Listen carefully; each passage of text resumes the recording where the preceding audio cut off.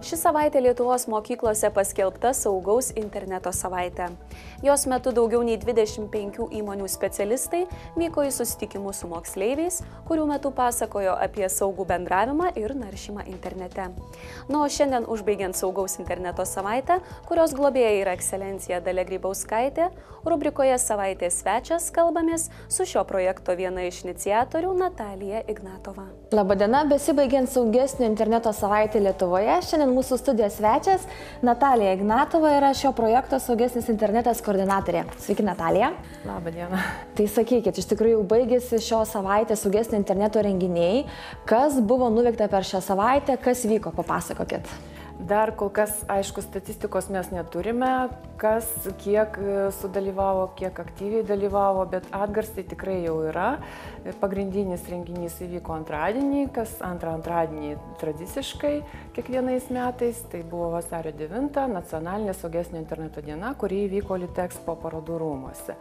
Ir tai vyko kaip visada vaikams, kurie irgi aktyviai dalyvavo prieš tai konkursuose saugesnio interneto, piešė piešinius, filmavo ir rašė tinklaraščius ir kūrė geresnį internetą, nes šių metų šūkis ir tas kaip ir moto saugesnio interneto dienos yra "Aš už geresnį internetą".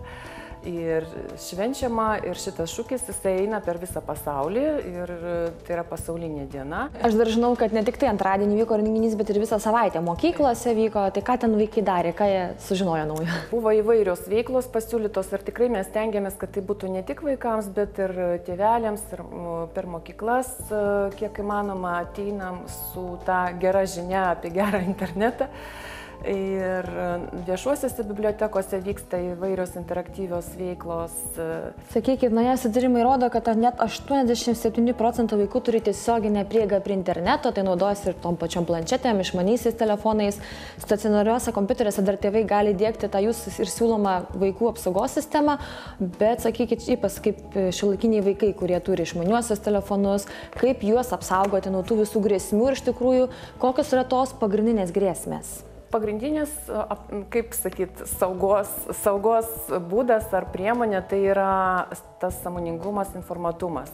Ir vaikai jau dabar žino, kad tikrai reikia saugotis virusus, kad negalima siųstis nelegalios įrangos ar žaidimų, geriau žaisti internete, online, kad reikia įsidiegti antivirusinę programą ir iš tiesų jie pakankamai raštingi. Taip pat egzistuoja tokie įprasti pavojai, su kuriais mes susidarėm ir kasdienėme gyvenime, realybėje.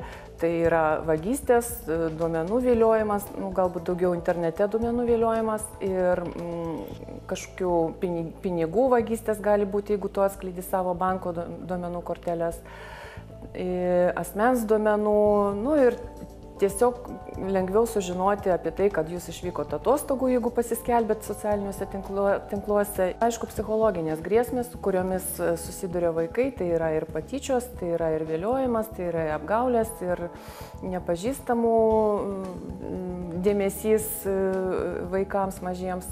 Taip kad iš tiesų vaikai yra aktyvūs naudotojai internete ir jie dėl to turi ir didesnės rizikas susidurti su šitais pavojais. Tai iš tikrųjų, kaip jūs manot, iš tikrųjų, kokie tie efektyviausi būdai, kaip tėvai turėtų vaikus supažindinti su grėsmėm, kaip nuo jų apsaugoti?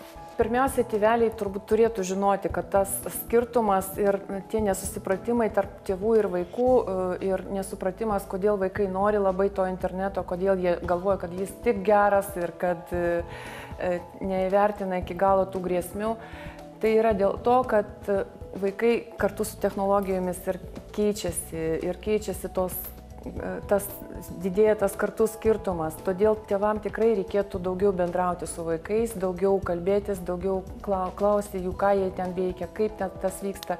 Nes iš tiesų apgaulinga yra, kai vaikas pavyzdingai sėdi savo kambaryje prie kompiuterio, niekur neina, nesibasto ir tėvai galvoja, kad vaikas saugus. Tačiau tuo metu gali vykti labai audringas vaiko gyvenimas, kurio iš tiesų niekas nemato. Ypač su mažais būti kartu, žiūrėti, kokius žaidimus jie žaidžia, kartu su jais ar neparsisiunčia ką nors, nes jie tikrai yra labai gabūs, jie gali labai daug ką padaryti internete, nesuvokdami, kas tuo metu vyksta. Na ir žinoma, naudoti mūsų saugesnio interneto projekto visas teikiamas paslaugas. Mes informuojame per svetainę draugiškasinternetas.lt.